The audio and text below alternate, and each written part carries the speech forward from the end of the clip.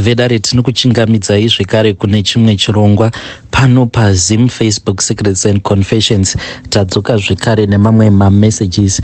Hey, it feels very strange because nhasi ndinewo a short confession yangu yandiri kuda kukupai apa ndajaira kugara ndichitaura nyaya dzevamwe vanhu, so it sounds really strange kurondedzerawo nyaya yangu. But confession yaMukoma Nashey, nyaya yangu yakamira sekudai. So vedare nyaya iyi yakaitika pandainge ndichiri mugrade 5.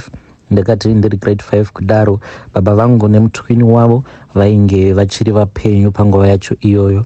Saka ivo mutswini wababa vangu bankuru vainge vachifaitira kuti vange vachiwana ivo avanoti mashavi euvhimi, ndokubva vazotanga kufamba. Mukunofamba vachida kutsvaka urombo hwekuti vaite mari nemashavi acho iwayo, vakabva vazopiwa bakatwa. But nyaya iyi yebakatwa ichizonotaurika inhau yekuti mudzimai wavo wavainge vachigara naye at that time, amai guru, akazoti iye ainge aneta nezvose zvainge zvichiitwa nemutswini wababa, because mutswini wababa aiwanzokuti usiku paya aibva amira pakati pemba, then zvaaita ndezvekuti aivhura bakatwa achivhara bakatwa, ndidzo dzainge dziri mhiko dzacho idzodzo. Asi vakazouya later on ndokubva vazokonfesa kuna amai vangu kuti izvi ndo zvainge zvichiitwa nabankuru. So ipapo pandainge ndichiri grade 5 baba vakamborwara, vakarwara chaiko chaiko.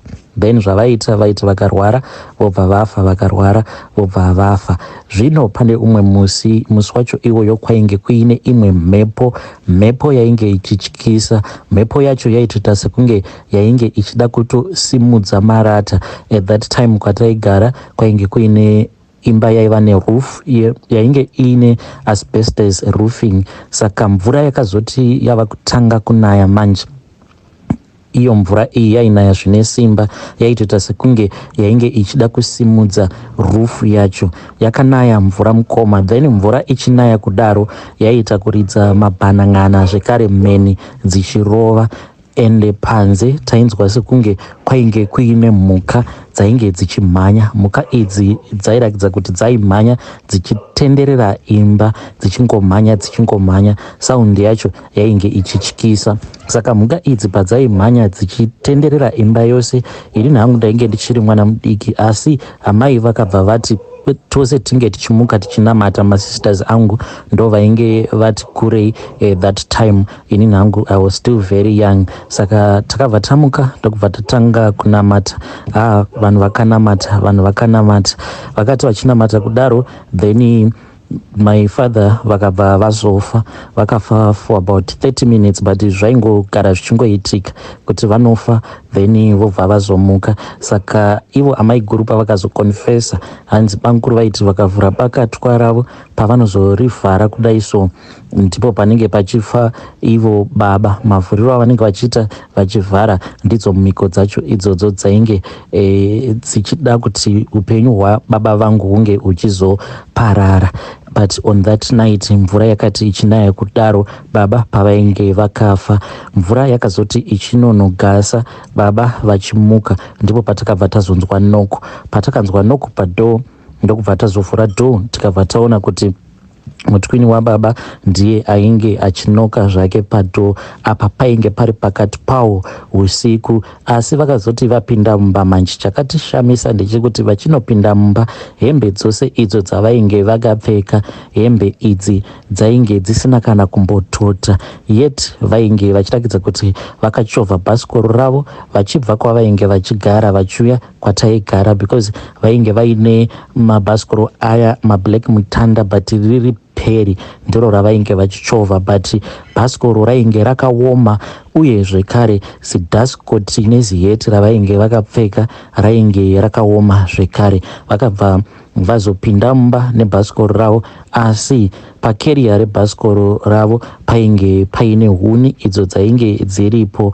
Vakabva vazobvunzwa namama kuti ko huni idzo dzainge dziri pakeriya rebhasikoro dzainge dziri huni dzei?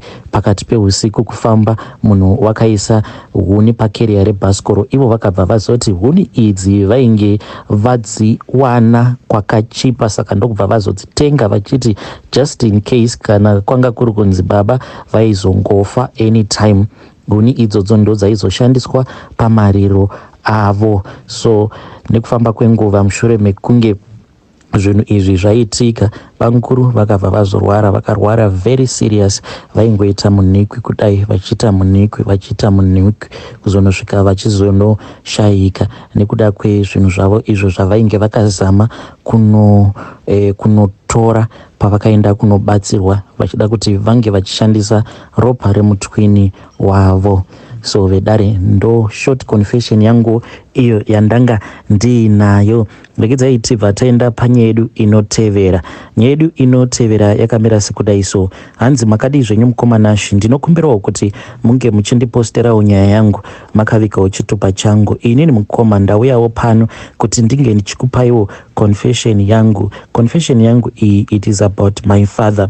Baba vangu ivo vane mine, vane maclaims mines egold. So baba vangu ava vachitanga kuzoita izvi zvegold vakatotangawo vari mukorokoza, vaishandidzana ivo baba nevanin'ina vavo, zvekare nanasekuru vaingoshanda vakawanda kudaro, but vakazokwanisa kuita mari kushandisa mukana ipapo pavakazowana mari yakawanda ndibaba nemunin'ina wavo. So baba vangu nemunin'ina wavo vakabva vazotanga kuita zvekutenga goridhe vachitengesa. Rimwe goridhe iri vaitoenda vachinoritengesa kuMozambique.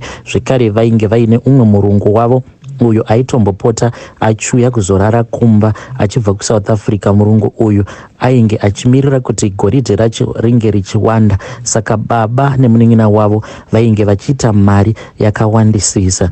Zvino vakazoti vaita mari. Panguva yacho iyoyo tainge tichiri kugara kumusha, but right now isusu ndisu tava kugara kunoku kutown. Tichiriko kumusha ikoko, baba nemunin'ina wavo vakabva vazotenga maToyota Hilux, double cab avo akafanana. Zvekare ndokubva vazotenga tractor. Saka tractor iri ndiro zvekare raipota richishanda kumaini kwavo, ende zvekare ndiro raipota zvekare richizoshanda pamba pakurima. Raiti kana rikamboshanda richisenga mufudzi kwedu isusu robva razomboenda richinosenga mufudzi kumba kwabamunini, but pakazongotanga kungoitika noise because ivo amainini mudzimai wabamunini ndivo vainge vaine pamuromo. Vaiti kana kuri kunzi baba vakatuma vakomana kuti vange vachienda kunotora motikari yabamunini because zvimwe kuda, because sometimes baba vanenge vaine zvinhu zvavanenge vachida kutakura, saka vanenge vaida kushandisa tractor yavo, motikari yavainge vainayo at that time, zvekare nemotikari yabamunini. Amainini vaibva vazotanga kufamba vachinyeya baba vangu. Saka izvi zvinhu pazvakazopinda munzeve dzaamai vangu, ivo amai vakabva vazoti kuna baba vaifanira kuti varegedze kushandidzana nemunin'ina wavo. Izvi zvakazokonzeresa kuti baba nemunin'ina wavo vange vachizogoverana. Vakagoverana part of the mine, vakabva vapanana pekuti iwewe uchachera apa, inini ndochera apa. Zvekare nematurusi ebasa vakabva vazogoverana, umwe nomwe akabva azotanga kuita zvake. Nekufamba kwenguva kamunin'ina kangu kakazomborwara Mukoma, kainge kachingorwara zvekuti taisanzwisisa kuti what was going on. Ndipo amai nababa nesu patakazotanga kufamba takatanga tichienda mumaprofita. Kudzamara one day tazotorwa namama vachiti ivo vainge vanzwa kuti kwainge kuina vamwe sekuru avo vaikwanisa kutibatsira because maprofita aingotipa minamato but painge pasina kana change. Kamunin'ina kangu aka kaingoramba kachingorwara. Then takazoti taenda kun'anga kuya ndipo amai nababa pavakazonzi ivo vaifanira kuti vange vachizosara vari voga mudare. Isusu sevana tikabva tazonzi tinge tichibuda mudare, asi chinhu chandakaona ndechekuti pane umwe uyo ainge achishandidzana navo sekuru akangobudamo mudare imomo achimhanya ndokubva azobata imwe huku yeblack. Huku iyi Mukoma ndakangoinzwa ichingochema zviya zvokurakidza kuti vainge vachida kutoiuraya. Ivo baba naamai pavakazobudamo mudare imomo ndakabva ndazoona kuti baba vainge vakazara ropa, mabhutsu dzavo dzose idzi dzainge dzakazara ropa, zvekare netrauzi ravo rainge rakazara ropa. Ndikabva ndaziva kuti baba pane mhiko dzavainge vatoitiswa mudare imomo. Zvadaro Mukoma Nashey takazodzokera kumba, but tichingonodzokera kumba mwana wabamunini akawira mugodhi. Ndingangoti mwana uyu wabamunini akati achingonowira mugodhi, isusu tichinzwa kuti ainge awira mumugodhi, then kamunin'ina kangu aka kakabva katopora, kainge kakatorara pamakumbo amai at that time, but kakabva katomuka ndokubva katotanga kutotamba nevamwe. Ndipo ivo baba pavakazodzoka kumba vachimhanyisa motikari yavo vakabva vazotaura ivo vachiti mwana uyu wabamunini ainge awira mumugodhi, because achidonha akabva azonorovera nemusoro padombo rainge ririmo muzasi memugodhi iwoyo. Zvadaro Mukoma mwana uyu akazoti avigwa. Baba vakatanga kuita mari, vaita mari on that same mine, but zvinhu zvabamunini zvainge zvava kusafamba. Vaiti dzimwe nguva kana vakachera kana kuri kunzi vakawana mabuyers, dzimwe nguva vaikwanisa kuzotopiwa mari inenge iri fake, vakapiwa mari yainge iri fake. Izvi zvakaitika 3 times zvichingoitika zvinhu izvozvo, asi baba vainge vachiita mari. Ndipo patakabva tazobviswa pazvikoro zvatainge tichidzidza zvekumusha ndokubva tazotanga kudzidza manje kuboarding school. Fast forward takazoti tava kugara muHarare mushure mekunge ivo mama nababa vatenga imba, ende musha uyo wainge wakavakwa nababa wakazotongosiwa uri dongo. Nanhasi uno musha iwoyo ungoriwo dongo, panongogarawo hama dzeduwo dzinenge dziri desperate dzinongonogarawo ikoko, but baba havatombodi kuendako kumusha ikoko zvachose because vanoti vanotya kuroyewa nemunin'ina wavo. Takazoti tava kuno kuHarare, it was the first term patainge tatanga kudzidza kuboarding school. Takati tadzoka for my school holidays, baba vakazotimutsa. Baba pavakatimutsa I think kuti nguva dzainge dziri somewhere kuma 2 am apa kunze kwainge kuchitonhora sei. Baba vakati vatimutsa ndokubva vanogara nesu mudining, vakabva vatiudza chokwadi. Saka vakabva vatiudza kuti vanangu, kana muchiri kurangarira kuti pane paya patakambofamba apa, vainge vachitiudza kuti at that time patakamboenda kuna sekuru vaya vakabatsira munin'ina wangu uyo ainge achirwara achinzi ainge akagadzirwa naamainini. Saka ivo baba vakabva vati vakapiwa umwe mushonga, ende mushonga uyu ndiwo wakaurayisa mwana wabamunini, because mhiko dzacho kuti dzinge dzichizoparadzwa paifanira kuti ropa ringe richizodeuka. Zvino dambudziko rainge ravapo nderekuti ivo baba naamai vainge vava kuona chipoko chake cousin brother yangu uyu wekufa achidonhera mumugodhi. Daro baba naamai vakabva vazoti saka kuti chipoko ichi vasaramba vachichiona zvekare,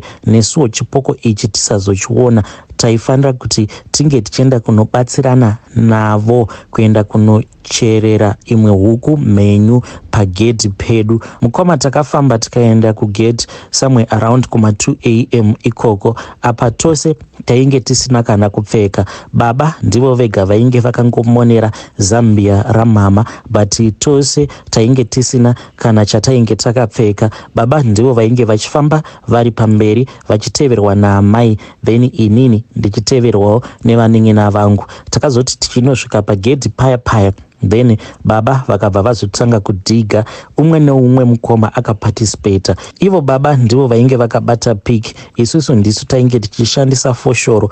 Umwe neumwe akaparticipata kuzonosvika gomba riya raita right. Baba pavakaona kuti gomba rainge raita right, ndipo pavakabva vazoti kwandiri inini nevanin'ina vangu tinge tichibata tose huku. Umwe akabata bapiro, umwe akabata rimwe bapiro, umwe akabata makumbo. Baba vakabva vazoti taifanira kuti tinge tichizoisa huku iyoyo mugomba iro ratainge tachera, asi vakabva vati taisafanira kuishungurudza kana kuita zvekuikanda. Apo patinenge tichiisa mugomba imomo taifanira kutongoibata with tender care. Takabva tazopfugama Mukoma ndokubva tazoisa huku iyaiya mugomba. Baba vakabva vazoti chifushirai vana vangu. Takati tichinonotora mafoshoro, baba vakabva vati musafushira nemafoshoro, ndokubva vazotiratidza zvataifanira kuti tinge tichiita. Baba vakapfugama ndokubva vazotanga kufushira gomba riya vachishandisa musoro wavo. Vaita zvekusundira ivhu vachishandisa musoro wavo. Vakabva vati itai izvozvo vana vangu. Mukoma takabva tapfugama paya ndokubva tatanga kufushira gomba riya tichiita zvekutunga ivhu nemusoro kuzonosvika ivhu riya rapera. Baba zvavakazoita Mukoma ndezvekuti kwakati kwasara ivhu shoma, baba vakabva vangokaruka vavhura zambia ravo riya, vakabva vaita zvekumira zvekuti gomba rainge riri pakati pemakumbo avo, vakabva vatanga kuita tsvina. Ivo naamai vakazviita zvinhu izvi, then ndokubva vazotora mafoshoro vakabva vazopedzisa. Tikabva tazodzokera zvedu gedhi medu. Mukoma zvose izvi takazviita pakati pawo usiku. Zvose izvi vakazviita vachiti vainge vachida kubloka mweya wechipoko chemwana wabamunini. Yo vedare ndo message iyo yandakatumidzirwa ichibva kune mwanasikana uyo, zvekare neyangu confession yandakupai patatanga chirongwa. Please let us talk about these issues in the comment section.